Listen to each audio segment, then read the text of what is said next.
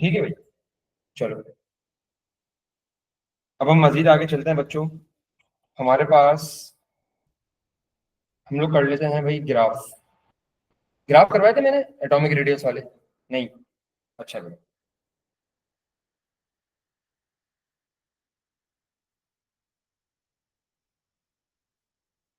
अच्छा बच्चों, हम लोग ने एक चीज डिस्कस करी थी, वो क्या थी कि हमारे पास जो अक्रॉस द पीरियड था वो हमारा एटॉमिक रेडियस डिक्रीज होता था, और हमारे पास डाउन द ग्रुप था हमारे पास एटॉमिक रेडियस इंक्रीज होता था। ठीक है भाई, सबसे पहले हम लोग ग्राफ बना लेते हैं, और ये हम ग्राफ बना लेते हैं ट्रेंड ऑफ एटॉमिक रेडियस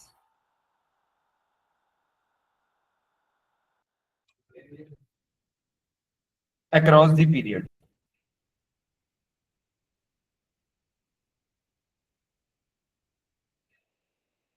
ठीक है भाई। अच्छा ये देखो भाई, ये हमारे पास ग्राफ आ गया है भाई। इसमें हमारे पास दो एक्सिस हैं, एक वाई एक्सिस है हमारे पास और एक एक्स एक्सिस है बच्चों।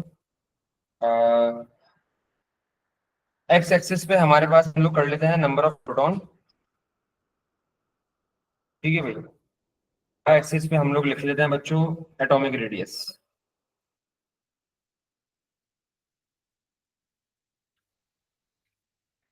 अब यहाँ पर बच्चों हमारे पास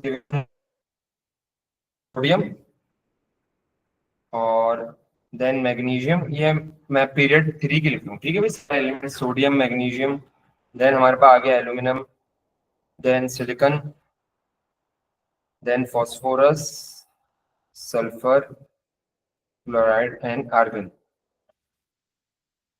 ठीक है भाई। अच्छा, आर्गन को छोड़ दो, आर्गन एक एक्सेप्शन है, क्लोराइड तक कर लो चलो।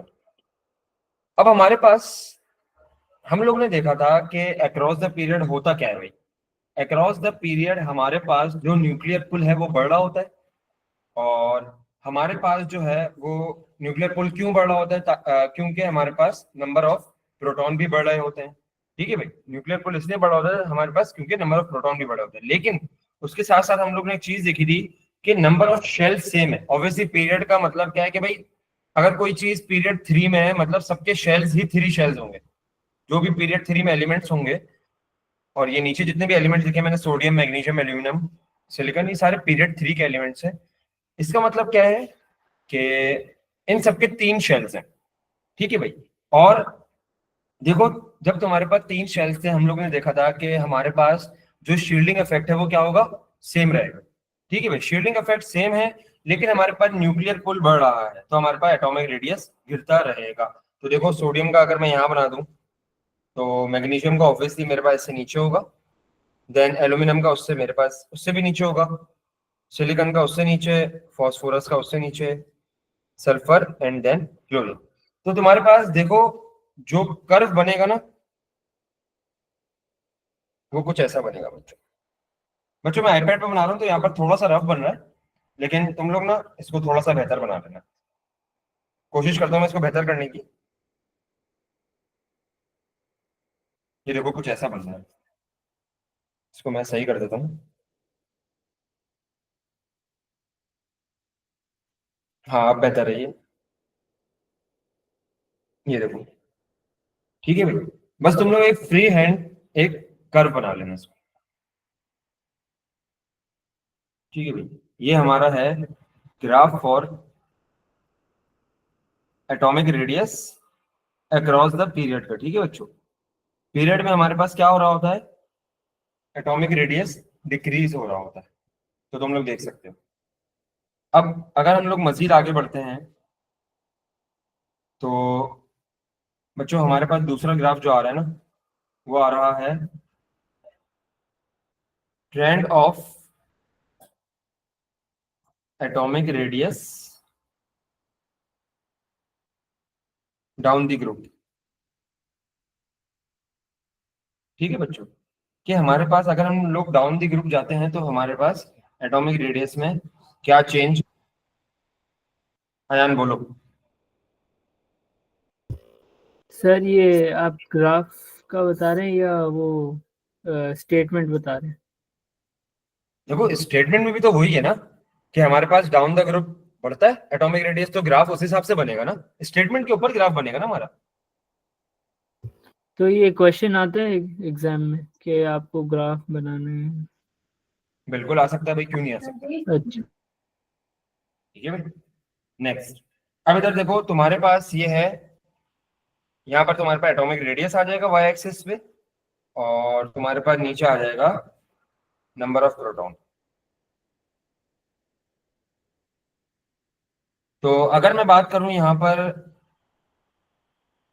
हमारे पास जो डाउन द ग्रुप का ग्राफ होता है ना बच्चों, वो कुछ ऐसा होता है। ये देखो ये मेरा आ गया है, सपोज कर लो चलो, ये है सोडियम का, ये हमारा आ गया है सोडियम का, और इससे ऊपर हम, बल्कि ये लिथियम का है। अच्छा ये लिथियम आ गया हमारे पास ऊपर, हम लोग डाउन द ग्रुप जा रहे हैं तो हमारा एटॉमिक रेडियस बढ़ रहा है, ये मेरा आ गया है सोडियम का। और इससे ऊपर हम लोग जाते हैं तो हमारे पास पोटेशियम, देन रुबिडियम, और फिर हमारे पास आता है सीसियम। तो देखो तुम्हारे पास यहाँ पर ना ग्राफ कुछ ऐसा बन रहा है। ठीक है भाई। तो ये तुम्हारे पास है atomic radius down the group. अब मुझे एक बात बताओ कि अगर मैं इनके आयंस का ग्राफ बनाऊं, लिथियम पॉजिटिव का, सोडियम पॉजिटिव का, ये एक ही पे बना लेना बच्चों, कंपैरिजन में आसान हो जाएगा। सोडियम पॉजिटिव का, पोटेशियम पॉजिटिव का, रुबिडियम पॉजिटिव का, सीजियम पॉजिटिव का। तो बच्चों एक बात याद रखो, हमारे पास यहाँ लिथियम जो था 3 इलेक्ट्रॉन्स थे। ठीक है, तो उसका एटॉमिक रेडियस था, जो भी इसकी वैल्यू है XYZ। नेक्स्ट सोडियम का, ये हमारे पास एटॉमिक रेडियस था। पोटेशियम का ये एटॉमिक रेडियस था। Then rubidium, then caesium. अब देखो मैंने जितने भी नीचे एटॉमिक रेडियस बनाए हैं, वो एज कंपेयर टू एटम छोटे बनाए हैं, कम बनाए हैं। क्यों? देखो जब भी तुम्हारे पास कोई चीज इलेक्ट्रॉन लूज करेगी, यहां पर लिथियम था, नीचे लिथियम पॉजिटिव, लिथियम ने एक इलेक्ट्रॉन लूज कर दिया। ठीक है भाई, लिथियम ने जब इलेक्ट्रॉन लूज करा है, ये इसका आयन बन गया है, तो आयन का एटॉमिक रेडियस एज कम एटम क्या होना चाहिए? हमेशा स्मॉल होना चाहिए जब इलेक्ट्रॉन लूज करेगा। ठीक है भाई, इलेक्ट्रॉन लूज करा है, लिथियम के आखिरी शेल चला गया है। ठीक है भाई, तो आखिरी शेल जब चला गया तो एटॉमिक रेडियस में भी फर्क आएगा। तो देखो लिथियम पॉजिटिव का एटॉमिक रेडियस कुछ ऐसा बनेगा। और अगर मैं बात करूं सोडियम पॉजिटिव का, ग्रुप 1 के मेटल्स हैं सारे, तो एक एक इलेक्ट्रॉन लूज करेंगे। सोडियम का भी ऐसे आएगा, फिर देन पोटेशियम पॉजिटिव का भी ऐसे आएगा, देन रुबिडियम, देन सीरियम। तो देखो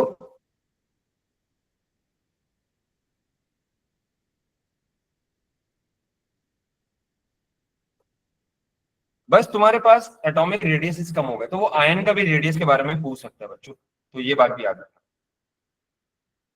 ठीक है भाई, और याद रखना हमेशा अगर पॉजिटिव आयन होगा तो उसका एटम से जो रेट होगा वो हमेशा कम होगा। लेकिन अगर नेगेटिव हमारे पास कोई, उसका जो एटम से रेडियस होगा वो ज्यादा होना चाहिए, कम होना चाहिए। नेगेटिव आयन जो है वो इलेक्ट्रॉन गेन कर रहा होता है। हाँ भाई,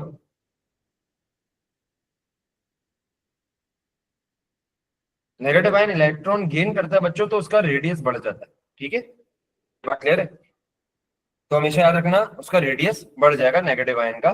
लेकिन पॉजिटिव आयन इलेक्ट्रॉन लूज कर रहा है तो उसका, आपके पास इलेक्ट्रॉन शेल जो है वो खत्म हो जाता है, तो इसी वजह से आपके पास का रेडियस कम हो जाता है। ठीक है भाई, ये बात क्लियर होती है?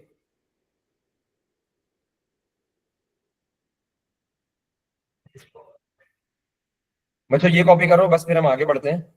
हमारा इस चैप्टर का बस आखिरी टॉपिक होगा मास स्पेक्ट्रोमीटर। बस इंशाल्लाह फिर ये हमारा एटॉमिक स्ट्रक्चर खत्म हो जाएगा फाइनली। ये हो गया तो मुझे बताओ, बस मैं फिर आगे चलूँ।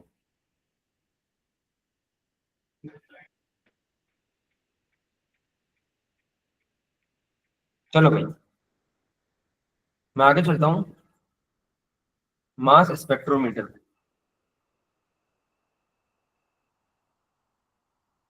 गौर से सुनना बच्चों ये चीज। अच्छा, सबसे पहले हम इसकी स्टेटमेंट लिख लेते हैं, फिर हम इसको डिफाइन करते हैं। A mass spectrometer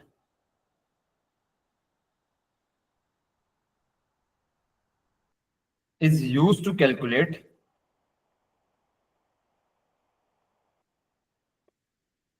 the relative atomic mass।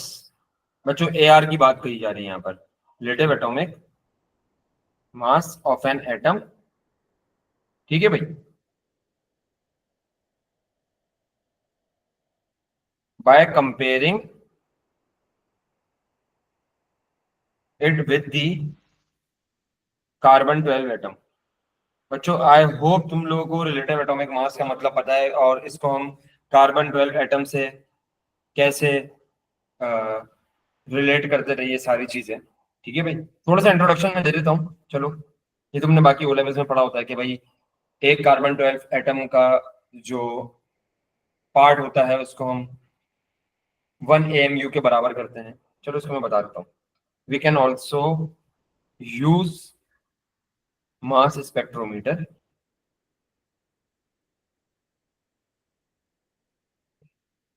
To calculate relative abundance. अच्छा, अबंडेंस जो आपको परसेंटेज में गिवन होती है of different types of element या डिफरेंट आइसोटोप्स। आइसोटोप्स लिख लो, डिफरेंट आइसोटोप्स ऑफ एलिमेंट। बच्चों ये एक हमारे पास मशीन होती है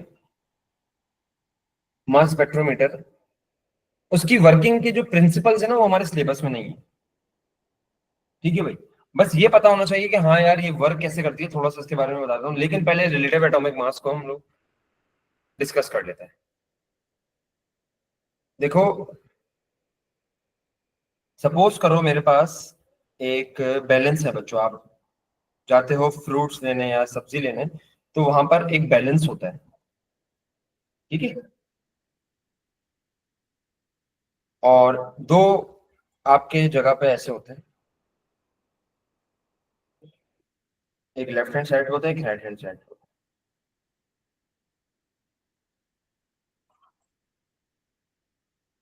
अब तुम्हारे पास जो साइंटिस्ट ने स्टैंडर्ड बनाया हुआ है ना रिलेटिव एटॉमिक मास को कैलकुलेट करने का, वो स्टैंडर्ड क्या है? कार्बन 12। बच्चों कार्बन 12 का मतलब क्या है? कि वो कार्बन जिसका मास 12 हो, वरना कार्बन तो 13 भी होता है, कार्बन 14 भी होता है, एंड कार्बन 15 तो खैर रेडियो एक्टिव होता है, उसको छोड़ देते हैं। तो ऐसा कार्बन जिसका मास 12 हो।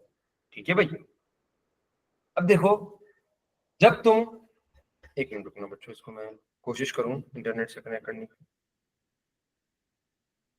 आई होप ये चल जाए।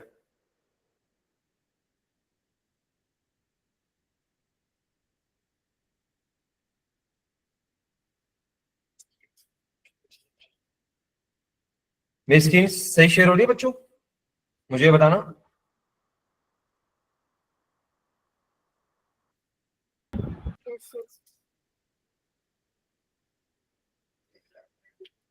क्या हो गया? खैर, नहीं चल रहा वैसे। अच्छा भाई, हम लोगों ने स्टैंडर्ड बनाया हुआ है बच्चों कार्बन 12। ठीक है भाई, अब हमारे पास ये होता है कार्बन 12।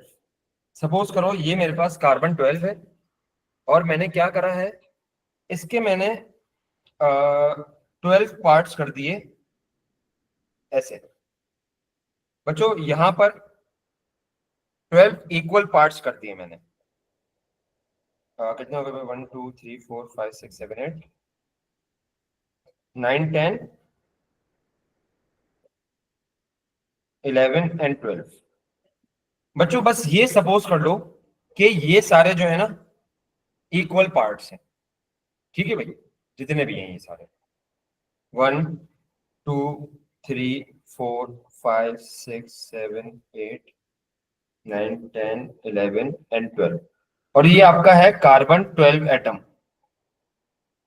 इसके मैंने 12 इक्वल पार्ट्स कर दिए। अब हुआ क्या कि भाई मैंने जो बैलेंस की साइड पे था ना, एक साइड पे मैंने रख दिया हाइड्रोजन। हाइड्रोजन का मास 1 होता है, आप सबको पता है। तो थोड़ा सा बैलेंस राइट हैंड साइड पे क्या हो गया, झुक गया, शिफ्ट हो गया।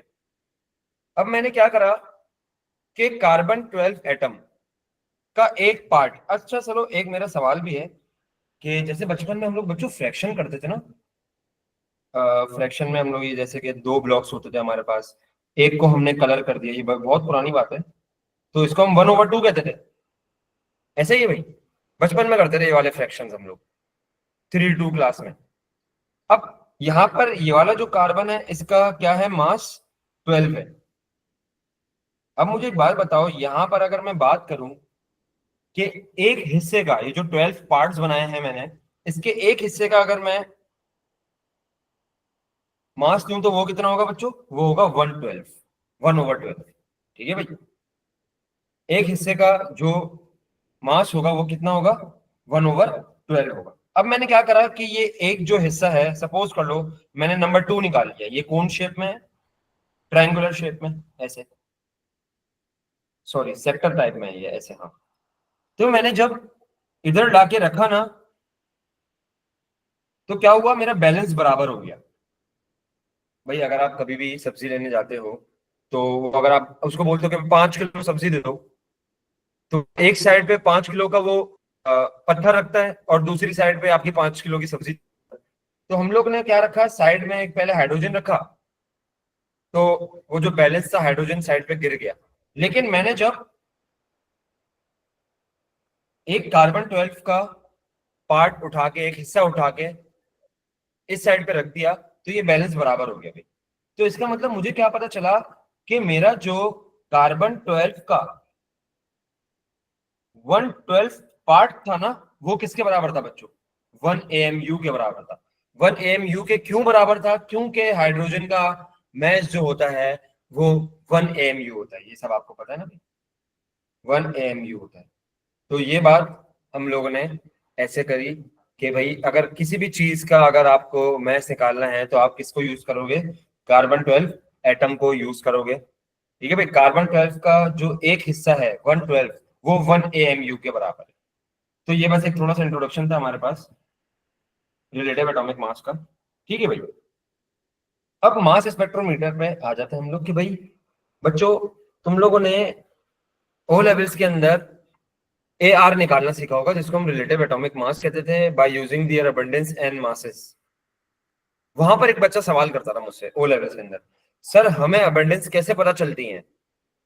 तो ओ लेवल्स के अंदर मैं तुम लोगों को जवाब दिया करता था कि भाई हमें गिवन होती है पेपर में, गिवन नहीं होंगी तो AR गिवन होगा, तुम लोग क्या कर लोगे, एलजेब्रा करके अबंडेंस निकाल लोगे। लेकिन अब यहाँ पर तुम्हें थोड़ी सी एडवांस लेवल पे हम आ गए हैं। तो अब क्या है कि भाई हमारे पास एक मशीन होती है बच्चों, मास स्पेक्ट्रोमीटर। ठीक है भाई, वो क्या करती है, वो रिलेटिव एटॉमिक मासेस के लिए आपको अबंडेंस बताती है और आपको बताती है कि इसका आइसोटोप्स कितने हैं और ये सारी चीजें। ठीक है भाई, सर कैसे काम करती है, क्यों काम करती है, ये हमारे सिलेबस का पार्ट नहीं है, लेकिन मैं फिर भी थोड़ा बहुत बता दूंगा इसको। ठीक है भाई, तो अगर मैं बात करूं working principles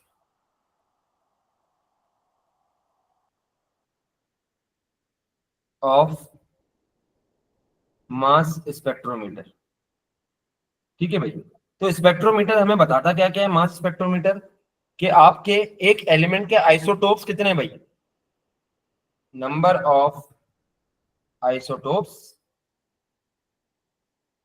of any element, एक एलिमेंट के कितने आइसोटोप्स हैं, इसके साथ साथ उन आइसोटोप्स का मास भी बताता है बच्चों, कितने आइसोटोप्स हैं, उनका मास कितना है, इसके साथ साथ और आइसोटोप्स की रिलेटिव एटॉमिक अबंडेंस भी बताता है, जिसको हम अबंडेंस कहते हैं ना, रिलेटिव अबंडेंस भी बताता है बच्चों, relative abundance of each isotope. ये देखो भाई, तो मास स्पेक्ट्रोमीटर हमें ये चीजें बताता है। ठीक है भाई, ये देखो बहुत इजी से एक टॉपिक है ये। चलो अब मैं आगे बढ़ता हूँ। जैसे कि भाई सपोज करो मेरे पास क्लोरीन की एग्जांपल ले लेते हैं बच्चों। अब याद रखो मास स्पेक्ट्रोमीटर के लिए आपके पास जो भी एलिमेंट है वो गैसियस स्टेट में होना चाहिए, सबसे पहली बात। ठीक है भाई, किस में होना चाहिए? गैसियस स्टेट में। तो क्लोरीन को मैंने क्या करा भाई, सबसे पहले गैसियस स्टेट में करा। उसके बाद पहला स्टेप जो होता है ना बच्चों मास स्पेक्ट्रोमीटर के अंदर, तुम्हारा होता है आयोनाइजेशन। क्या होता है भाई? आयोनाइजेशन होता है तुम्हारा। अच्छा, ये एग्जामिनर तुमसे नहीं पूछेगा, तुमसे जो पूछेगा वो भी आगे है, कैलकुलेटिंग द रिलेटिव एटॉमिक मास, वो तुम्हारे पास आगे। लेकिन फिर भी एक शॉर्ट इंट्रोडक्शन दे देता हूँ मैं मास स्पेक्ट्रोमीटर का, कि वो कैसे काम करती है। अब आयोनाइजेशन में क्या करना होता है तुम लोगों को? सबसे पहले हम लोगों ने गैस बना लिया, किसी भी एलिमेंट को गैसेस स्टेट में कन्वर्ट करा, और उसके बाद हम लोगों ने क्या कर लिया, उसको आयोनाइज करा, make any particle positively charge. ठीक है भाई, आप क्या करोगे? पॉजिटिवली चार्ज इसको बनाओगे।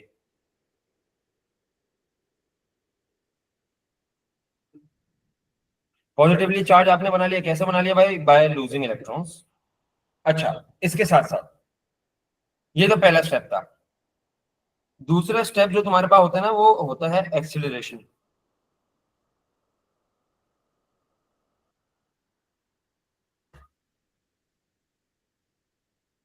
ठीक है भाई, अब एक्सीलरेशन होता क्या है, कैसे होता है, ये सुनो। ये तुम्हारे पास एक सिलेंडर टाइप चीज होती है बच्चों, और ये पता क्या होता है? पॉजिटिवली चार्ज होता है।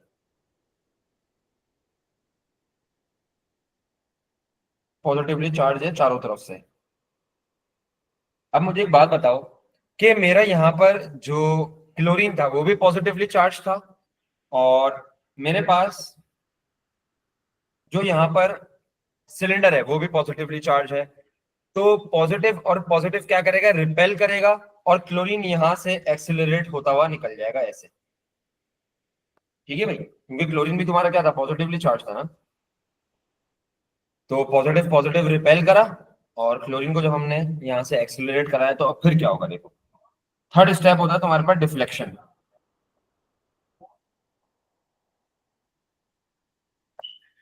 ठीक है भाई, डिफ्लेक्शन का मतलब क्या है ये सुनो बस, कि हमारे पास दो शीट्स होती हैं ऐसी। एक हमारे पास पॉजिटिवली चार्ज होगी, और एक हमारे पास नेगेटिवली चार्ज होती है। और सामने तुम्हारे पास ना एक स्क्रीन टाइप लगी होती है जिसको हम डिटेक्टर कहते हैं। ठीक है भाई, इसको हम क्या कहते हैं बच्चों? डिटेक्टर। अब जब तुम यहां से क्लोरीन एक्सिलरेट कराओगे, देखो,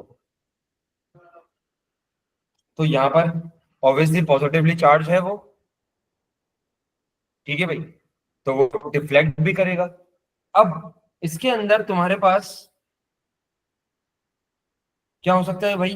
बहुत सारी पॉसिबिलिटीज हैं कि तुम्हारे पास क्लोरीन 35 हो, क्लोरीन 35 डिफ्लेक्ट करे, क्योंकि क्लोरीन तो डायटोमिक में है। ठीक है, और तुम्हारे पास दूसरी पॉसिबिलिटी ये है कि तुम्हारे पास क्लोरीन 37 डिफ्लेक्ट करे। ठीक है भाई, अब क्लोरीन 35 का मास कितना है? 70 ग्राम। और तुम्हारे पास क्लोरीन 37 का मास कितना है? 74 ग्राम।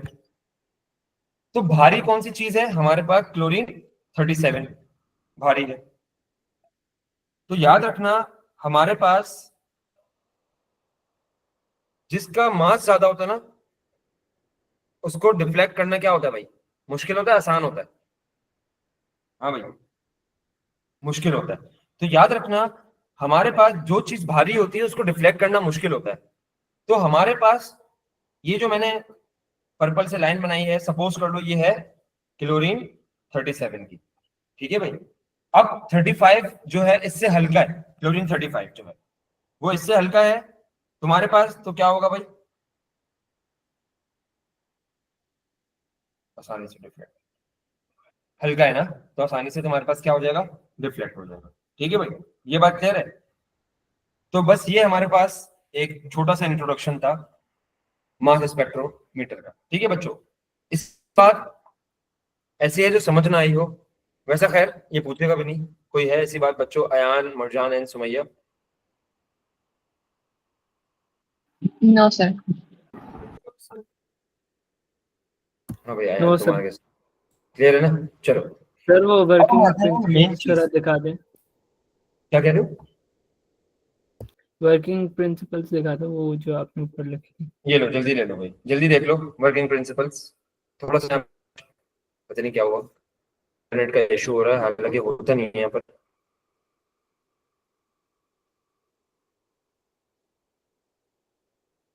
Done sir.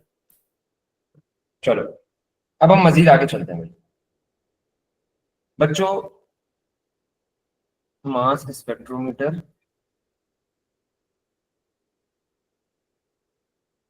ठीक है भाई। हम कर लेते हैं जिरकोनियम आयन की। जिरकोनियम का बच्चों हमारे पास जो एटॉमिक नंबर है वो 40 है, 40 प्रोटॉन नंबर, ठीक है भाई। जिरकोनियम आयन का हम बना लेते हैं। अब देखो कि तुम्हारे पास मास स्पेक्ट्रोमीटर ना, जो डिटेक्टर पे शो होता है वो कुछ ऐसा शो होता है। डिटेक्टर पे आगे हिट करते हैं स्क्रीन पे ना, कुछ ऐसा शो होता है। जैसे कि तुम्हारे पास यहाँ पर 0 ले लो, इसको इसको फिर तुम 50 ले लो, इसको तुम ले लो 100। हमारे पास बच्चों जो जिरकोनियम आयन है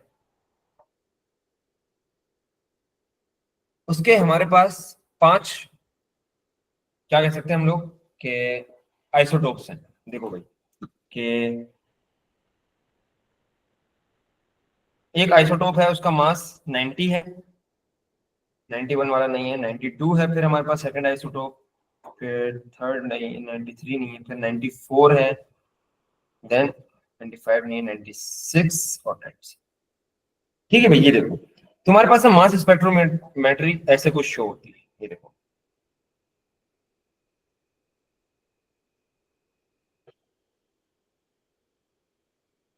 अभी सिर्फ इसको बनाओ, सॉरी इसको सेकंड वाले को उधर ले जाओ भाई। 90, 92, 94 एंड देन 96 तुम्हारे पास ये आ गई। ठीक है भाई। अच्छा इसको छोड़ दो, ये 94 वाले को। अब ये देखो भाई, यहाँ पर जो हमारे पास है ये जिरकोनियम 90 है, और ये है जिरकोनियम 92। बच्चों ये मासेस हैं सारे ना जिरकोनियम के। ये 94 है, ये है जिरकोनियम 96। ठीक है भाई। अच्छा ऐसे तुम्हारे पास ना एक पूरी वो क्या बना के दे देता है आपको, स्पेक्ट्रोमीटर बना के दे देता है। इसको हम कहते हैं मास स्पेक्ट्रोमीटर। ठीक है भाई। ये तुम्हें पूरा डेटा ऐसे देगा। इस डेटा के थ्रू तुम्हें क्या करना पड़ेगा भाई? रिलेटिव एटॉमिक मास कैलकुलेट करना पड़ेगा। अच्छा वाई एक्सिस पे तुम्हारे पास क्या आता है? रिलेटिव अबंडेंस, जो कि हमारे पास परसेंटेज में होती है। और यहां पर नीचे हमारे पास क्या आता है? Mass to charge ratio. Mass to charge होता है ये +1, सॉरी मास ओवर चार्ज। ठीक है भाई। तो देखो यहाँ पर जितने भी जिरकोनियम होंगे उन पे चार्जेस क्या होंगे? +1, क्योंकि हम लोग ने वहां पर क्या करी थी? आयोनाइजेशन करी थी, और हम लोग ने पॉजिटिव बनाया था। तो सारे जिरकोनियम यहाँ पर क्या होंगे? +1 होंगे। ठीक है भाई। ये हमारे पास एक टेबल टाइप, ग्राफ टाइप बना हुआ आता है। अब इसका एक सवाल करवा रहा हूँ बच्चों में। ठीक है भाई। उसको उसमें हमें कैलकुलेट करनी है relative atomic abundance, relative atomic mass, sorry. Calculate the average relative atomic mass of neon using information below। अच्छा भाई, अब देखो बच्चों यही मैंने ग्राफ बनाया है। हमारे पास वाई एक्सिस पे क्या होती है भाई, रिलेटिव एटॉमिक अबंडेंस होती है, और यहाँ पर एक्स एक्सिस पे हमारे पास होता है मास टू चार्ज रेशियो।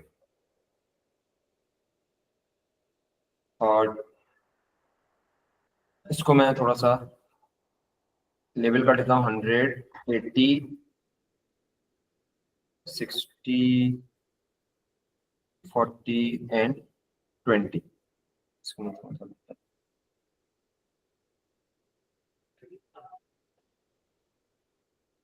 ये देखो, ये तुम्हारा आ गया है वाई एक्सिस पे हमारे पास क्या होती है, relative abundance in percentage. Relative abundance in percentage ही होगी बच्चों, हमेशा ये बात याद रखनी है आपको, ठीक है भाई। अच्छा, नियॉन के जो तुम्हारे पास आइसोटोप्स बनते हैं ना, वो ये बनते हैं, ये समझ जाओगे, 22 एंड 23। तो एक जो तुम्हारे पास नियॉन का आइसोटोप बनता है वो बनता है नियॉन 20, जो कि तुम्हारे पास होता है 90.9 तकरीबन, 90.9%। ठीक है भाई, ये नियॉन 20 है बच्चों। ये कैसे पता चला? नीचे मासेस लिखे हुए ना, और ऊपर का मैंने बोला था कि आपको नियॉन का निकालना है। ठीक है भाई, तो ये एक हमारी बात हो गई। दूसरी बात हमारे पास है 21 का। 21 का भी एक आइसोटोप होता है बच्चों। ये होता है, इसकी जो अबंडेंस होती है ना, ये नियॉन 21 है, और इसकी अबंडेंस है 0.3%। और नियॉन के टोटल 3 आइसोटोप होते हैं। तीसरा आइसोटोप होता है नियॉन 22, जिसकी तुम्हारे पास अबंडेंस होती है 8.8, नियॉन 22। बच्चों अब मुझे एक बात बताओ, यहां पर मैं तुम्हें बता देता कि मेरे 3 आइसोटोप्स तो होते ही होते हैं, दो की अबंडेंस इतनी है, एक की 90.9 है, दूसरे की 0.3 है, क्या तीसरे की निकाल सकते हो तुम लोग? हाँ भाई, याद रखो कि टोटल अबंडेंस हमेशा 100 होती है, तो क्या थर्ड की निकाल सकते हो? कैसे भाई? सिंपल अलजेब्रा करना है। अगर सपोज करो यहां पर मैं तुम्हें नियॉन 22 की नहीं देता, बोलता कि भाई 3 आइसोटोप्स हैं, और याद रखना हमेशा अबंडेंस कितनी होती है, 100 होती है टोटल। तो तुम क्या करते हैं, 90.9 plus 0.3 plus X is equal to 100 कर देते हैं। सिंपल अलजेब्रा था। तो तुम्हारे पास ये वाला जो नियॉन 22 है ना, इसकी तुम्हारे पास क्या आ जाती, अबंडेंस आ जाती है। इस तरीके के सवाल भी हम देख लेंगे बाद में, लेकिन फिलहाल हम लोग ये सॉल्व करते हैं। ये हमारे पास आ गया भाई पूरा टेबल नियॉन का। अब इस टेबल को ऐसा करता हूँ कि मैं नीचे कॉपी कर लेता हूँ।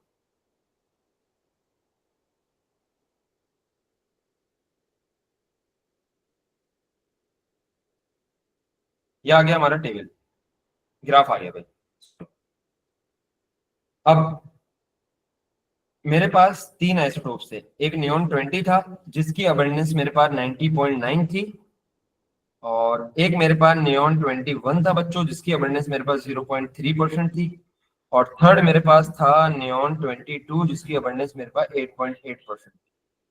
अब अगर तुम लोगों को रिलेटिव एटॉमिक मास निकालने का फॉर्मूला याद हो तो वो क्या होता था? ए आर बच्चों, शॉर्ट फॉर्म है रिलेटिव एटॉमिक मास का। A R is equal to percentage abundance multiply by mass divide by 100। ठीक है भाई, ये तुम्हारे पास फॉर्मूला होता था फॉर ईच आइसोटोप। एक आइसोटोप के लिए तुम ये फॉर्मूला यूज करते थे। अब मुझे एक बात बताओ कि यहां पर आइसोटोप कितने हैं, कितनी पीक्स दिख रही हैं तुम्हें? जितनी पीक्स उतना आइसोटोप, 3 पीक्स दिख रही हैं, तो 3 आइसोटोप हो गए। तो तुम यही वाला फॉर्मूला क्या करोगे, 3 बार यूज करोगे। ठीक है, बीच में क्या कर दोगे, एडिशन कर दोगे, प्लस यही वाला फॉर्मूला तुम यूज कर लो 3 बार। ये देखो भाई, अच्छा मेरे पास बच्चों जगह नहीं है, तो मैं इसको नीचे लिख देता हूँ। ठीक है, प्लस करके मैंने नीचे लिख दिया। अब ये देखो, अब अगर मुझे ए आर कैलकुलेट करना है, तो मुझे क्या चाहिए? दो चीजें ईच आइसोटोप का, एक तो मास चाहिए और एक तो अबंडेंस चाहिए। तो पहले वाले आइसोटोप को देखते हैं, नियॉन 20 को। तो पहले वाले की अबंडेंस मेरे पास कितनी है बच्चों? 90.9 मल्टीप्लाई बाय मास कितना है बच्चों मेरे पास? 20 डिवाइड बाय 100। फिर क्या करा मैंने? प्लस करा। फिर मैंने क्या करना है भाई? दूसरे आइसोटोप के लिए कैलकुलेशन करनी है। दूसरे आइसोटोप का मेरे पास जो अबंडेंस है वो कितनी है? 0.3 मल्टीप्लाई बाय मास कितना है? 21 डिवाइड बाय 100। फिर तीसरे वाले आइसोटोप के लिए कैलकुलेशन करनी है, और अबंडेंस कितनी है उसकी मेरे पास? 8.8 मल्टीप्लाई बाय मास कितना है मेरे पास? 22 डिवाइड बाय 100। तो बच्चों ये सब करो और मुझे ए आर का वैल्यू बता दो, ए आर की वैल्यू जल्दी जल्दी।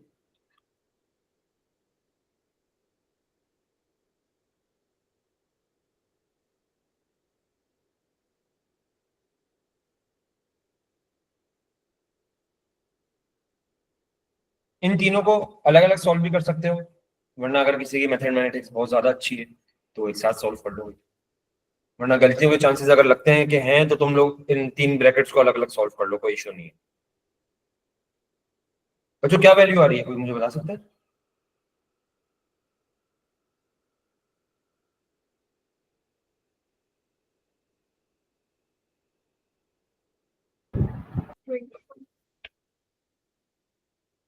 क्या आ रही है बच्चों? रिपीट करिए, किसने बोला?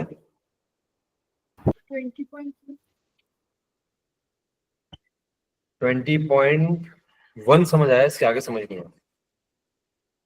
ओके 20.179 सबकी ये वैल्यू आई है बच्चों? Yes sir. सर इसको 20.2 को लिख सकते हैं। हाँ कर लो राउंड ऑफ, कोई इशू नहीं है, लेकिन तुम्हारे पास 2 डेसिमल प्लेस तक तुम ना आंसर देना, ठीक है? या इसमें राउंड ऑफ ना ही करो तो ज्यादा बेटर है। 179 आया तो 179 लिख दो, कोई टेंशन नहीं है। सर मेरे पास 20.181 184 आ रहा तुम्हारे पास? 1811। अच्छा, तुमने सारी वैल्यूज यही ली हैं आयान? चेक करो एक बार, कैलकुलेटर चेक करो अपना।